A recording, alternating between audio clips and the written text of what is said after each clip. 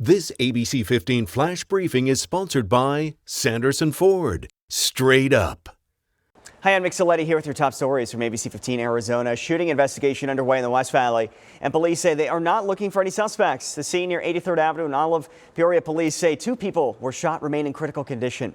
Today, the former Valley mom accused in the deaths of her 2 kids will be arraigned in court. It'll be the first court appearance for Lori Vallow Daybell since last June, when she was deemed not competent to stand trial. She is expected to plead guilty or not guilty to 7 charges, including first-degree murder. Her husband, Chad Daybell, also in court today. Both will be tried together with an expected trial beginning in January.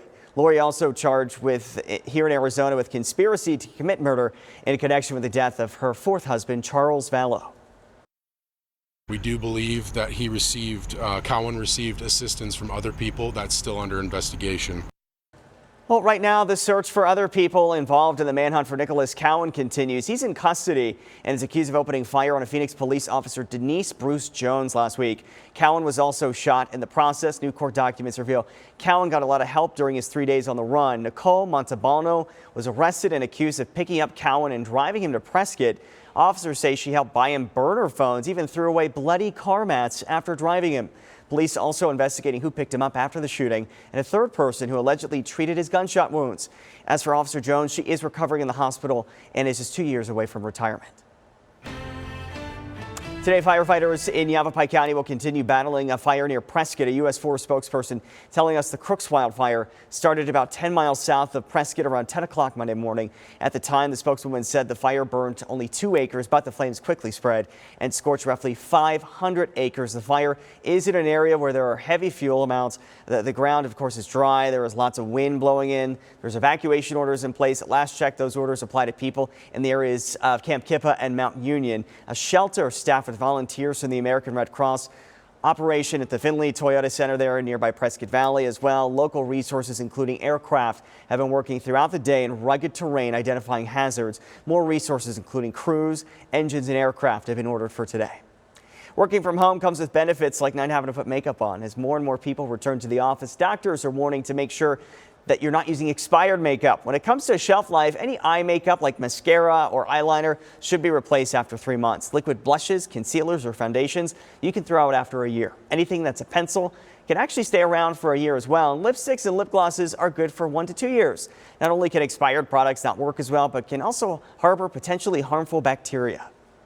Downsides to those kinds of contaminations, which are generally things like skin infections, skin irritation, certainly eye infections, conjunctivitis, styes, those things can all arise from contaminated or expired makeup. So how can you tell when it's expired? Look for an open jar with the number M next to it. Example 6M, that means it's good for 6 months after opening. Get hungry. Taco Bell bringing back the infamous Mexican pizza. It's so good, the chain says it will reappear on the menu after a 2-year hiatus.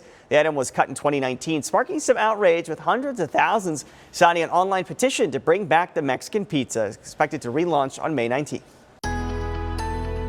Time for that most accurate forecast. I'm meteorologist Iris Hermosillo. Windy today across the state, but for northern Arizona, wind advisories where gusts could be as high as 50 to 55 miles an hour today. A combination of strong winds and low relative humidity will increase the fire danger across our state. So we've got red flag warnings for most of Arizona today. Use extreme caution as fires can get started really easily under these conditions and can spread very quickly too. Winds gusts here in the valley will be as high as 35 miles an hour as those winds coming out of the west. For northern and northwest Arizona, gusts could be as high as 50 to 55 miles an hour today. So a windy day across the state, still pretty warm though. A high of 98 degrees in Phoenix today could mark the warmest day of the year so far. Highs in the upper 60s in Flagstaff, 80 today in Payson. Temperatures dip down into the low 90s behind this disturbance that's bringing the winds. No rain or snow this time around, but by the end of the week, a few showers possible in northern Arizona, and it's getting cooler. For the latest headlines, weather, and traffic, go to ABC15.com or just download our free ABC15 mobile app.